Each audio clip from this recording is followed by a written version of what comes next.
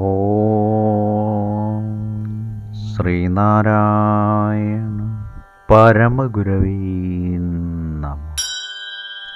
സുപ്രഭാതം. 1495 ദിവസമായ ഇന്ന് 2025 ജൂൺ മാസം 18 ബുധനാഴ്ച, 1200 ആണ്ട് മിഥുനമാസം 4 ഗുരുവചനങ്ങളിലൂടെ ദൃശ്യപ്രപഞ്ചത്തിന് പ്രധാനമായി ചരമെന്നും അചരമെന്നും രണ്ട് വിഭാഗമുണ്ട്. ചരങ്ങളിൽപ്പെട്ട മനുഷ്യ പക്ഷി മൃഗാദികളിൽ വച്ച് മനുഷ്യർക്ക് വിശേഷ ബുദ്ധിയുള്ളതിനാൽ അവർ ശ്രേഷ്ഠന്മാരായി ഭവിക്കുന്നു. ശ്രീനാരായണ ഗുരുദേവൻ. ശ്രീ നടരാജ ഗുരു എഴുതിയ ഗുരുവരൽ എന്ന പുസ്തകത്തിൽ അദ്വൈത വേദാന്തത്തിലെ യോഗയുക്തി എന്ന് വിവരിക്കുന്നതിൻ്റെ 10ാം ഭാഗമാണ് ഇന്ന് അവതരിപ്പിക്കുന്നത്. മനുഷ്യജീവിതത്തിൽ പ്രമുഖ സ്ഥാനമുള്ള ഒരു ഭാവമാണ് അൻപ്. നാം ജീവിക്കുന്ന ഈ ലോകത്ത് ഇപ്പോൾ തന്നെ യാഥാർത്ഥ്യമായിരിക്കേണ്ട ഈ അൻപിൽ തുടങ്ങി അജ്ഞേയവും നിരുപാധികവുമായ തലത്തിൽ സാക്ഷാത്കരിക്കേണ്ട ആനന്ദത്തിൻ്റെ തലത്തിലേക്ക് മനുഷ്യമേധ പൊങ്ങിപ്പറക്കുന്നു. വെറും യുക്തിവിചാരത്തിനപ്പുറമുള്ള അന്തർദൃഷ്ടിയാണ് മനുഷ്യനെ ഇതിന് ശക്തനാക്കുന്നത്.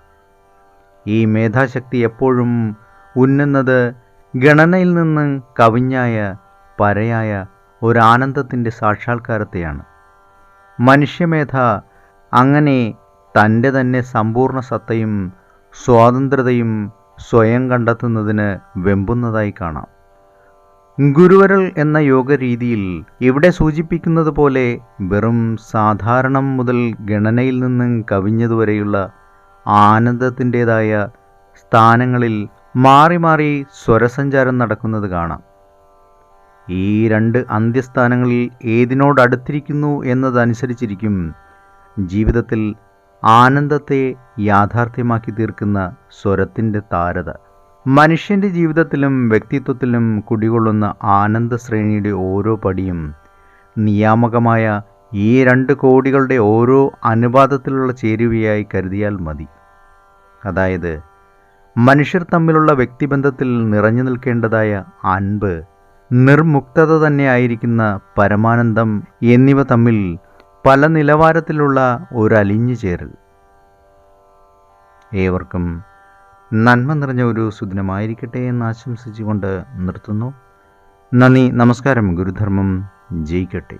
ശബ്ദം നൽകിയത് സുജീഷ് മഹേശ്വരി.